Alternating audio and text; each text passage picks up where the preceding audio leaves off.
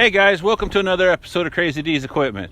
So today we're out here at Allen Farms. We're going to be talking to them about their haying equipment and why they run what they run and the cost and all that stuff operation. So we're going to head out to his out to the hayfield and stuff. Now, unfortunately, guys, I'm not going to get any footage today of it operating. We've had 2.5 to 4 inches of rain in the last couple days, so not really ideal conditions for running hay equipment. But so.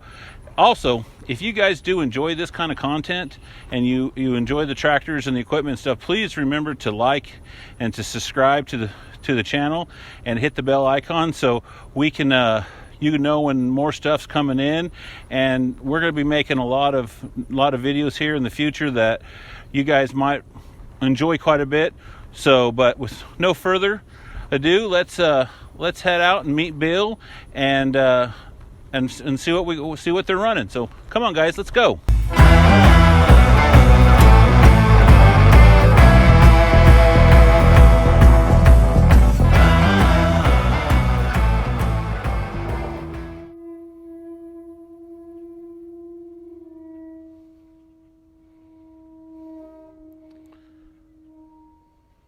So hey guys, we found Bill's machine.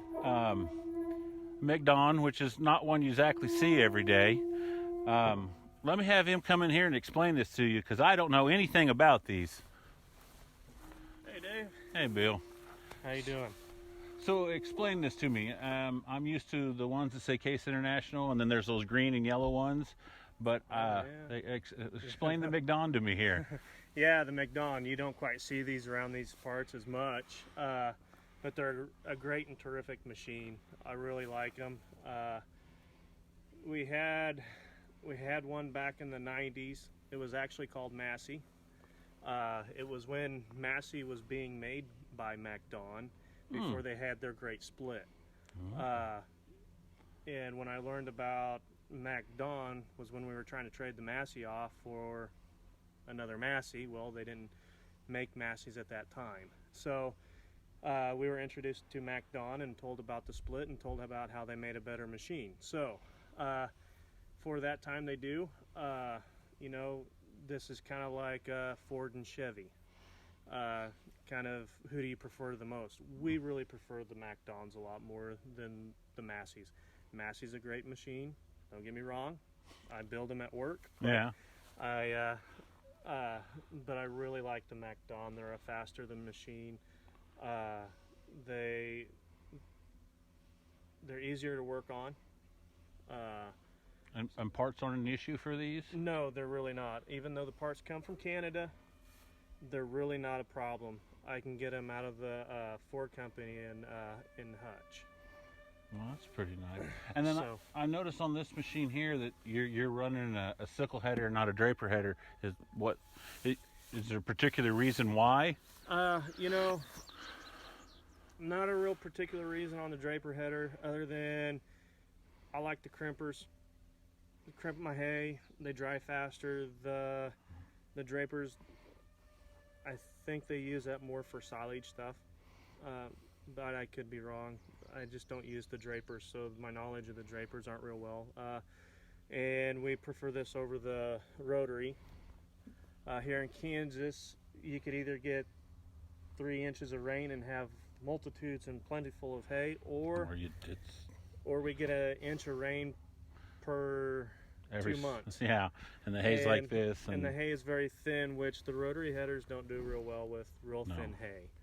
So we preferred the sickle header over the rotary and the draper.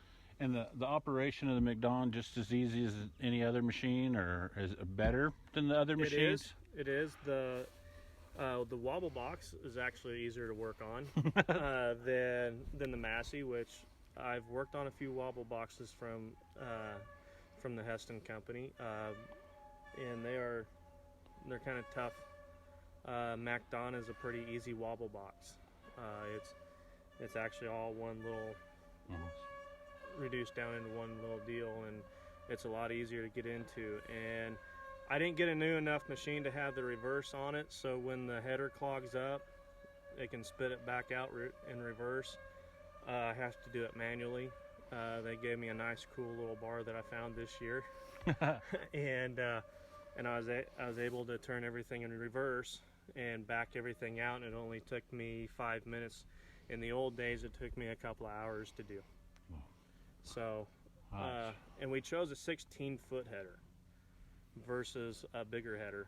14 foots are hard to come by in a regular sickle header.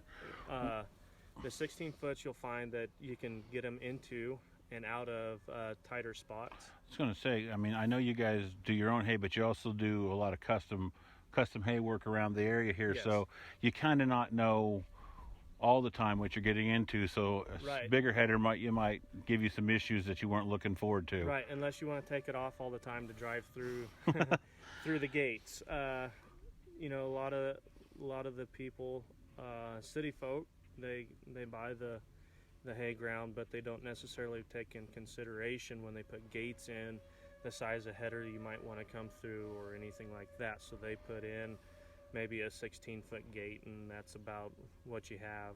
In fact, to come into here, the gate that I have over there is less than 16 foot. I have to maneuver. It's just wide enough to get the tires through.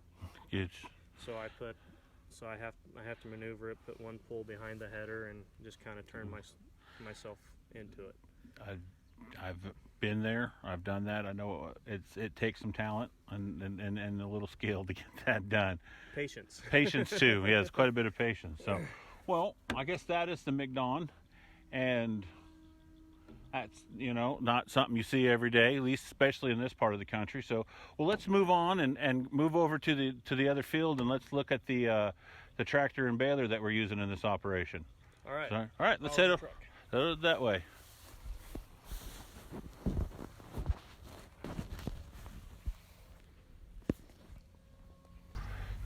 So Bill, we've looked over your swather and we've talked to you about that, and now we're over here looking at the baler and the tractor that you guys use in your operation. So of all the tractors on the market and stuff, why have you guys picked running a Massey Ferguson 6180? Well, it's about 120 horsepower tractor, so we felt like it would do everything we needed to do with the baling. We tried a John Deere. We were not impressed with the John Deere at all. The hydraulics cave out on that model, and so we decided to go with the Massey instead. We didn't like the controls of the case. We felt like the case was just a little bit, I don't know, difficult for everybody to run. We really fell in love with the Dynashift on the tractor, Yeah. which made it a lot easier for us to drive. In fact, it's so easy my wife can drive the tractor, and she does a lot of my baling for me now.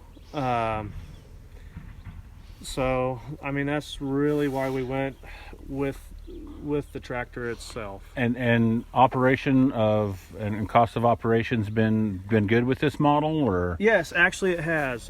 We've had minimum breakdowns with it.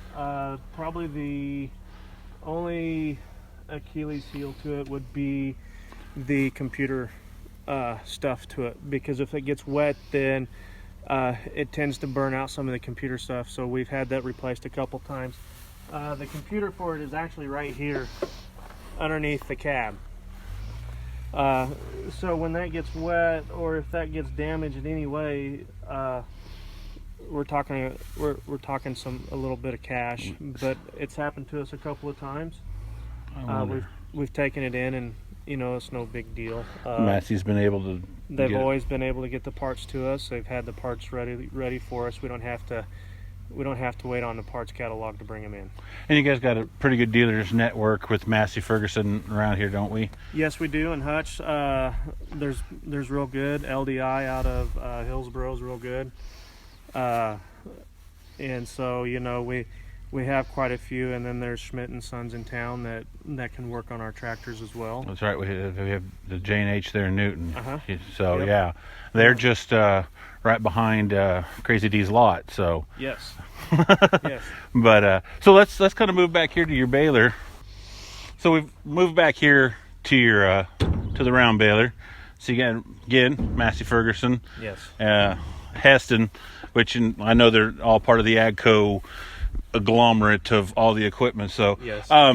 Again, I mean, why, Bill? Why did you pick this over? You get Over my those- side of the county, you start seeing everything's green. So Over those poor green equipment. all that green equipment on my side of the county. I know John Deere wraps around the edges of the bales, but I don't really care about that. A lot of my customers really like these Masseys because they pack such a tight bale. They're real heavy. My straw bales come out at 1,200 pounds That's pretty good. at a full capacity.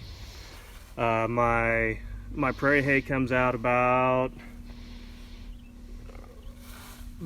2,000. I can get them sometimes a little over 2,000 pounds. So at full capacity, which is really great. It's a fast baler in the market. For me, it's an easy baler for me to work on too if I need to. If I break down, it's not too bad. But there again, we like to do our PMs on this round baler because the round baler is the heart and soul of the baling. Because if that sucker catches on fire, I'm out a lot of money. Yeah. It has happened to us before. Unfortunately, that's part of it. And so to counter that, we decided to do PMs. We run it up to Schmidt & Sons every winter, so they can go through all the bearings, go through the belts and everything, make sure that when haying season is here, that we're ready to go. Ready to go. And it costs about, depending on what's wrong with it, about $5,000. But that is better than replacing the whole baler like we did one time before. Well, yeah, that would definitely be a lot on the cheaper end. So, and you guys have the same dealer network that runs with the tractor on this, and like you said already, then the cost has been good for you guys and stuff. Yes. I would, if somebody was getting into, let's say they have 80 acres that they're wanting to put into brome or alfalfa or something like that, would you recommend these, or would you, as for a beginner, someone just getting started into running hay? Yes, I would because I know that Vermeer's coming out with some interesting equipment. John Deere's coming out with equipment that is going to take longer. It'll take longer on the greasing side. Instead of 25 hours, it'll be 50 hours on their greasing. And I know Vermeer comes out with one that you can go and not stop for the wrapping of the bales. But really for the quality, I can't step down from the Massey. In fact, if you got a newer tractor, a newer Massey, you don't have to use the clutch. Well, that's good information there, Bill, and I'm glad that you came out and walked us through this and stuff and things. So, hey guys, thank you guys once again for coming in and watching an episode of Crazy D's Equipment. I'd highly appreciate it. Remember to subscribe. Hit the bell icon. If you want to know what's on Crazy D's lot, go to Facebook, and you can find it on Omega Ag Sales. And once again, guys, thank you for coming in, and I'm going to see if Bill let me drive the tractor. So we'll catch you guys later.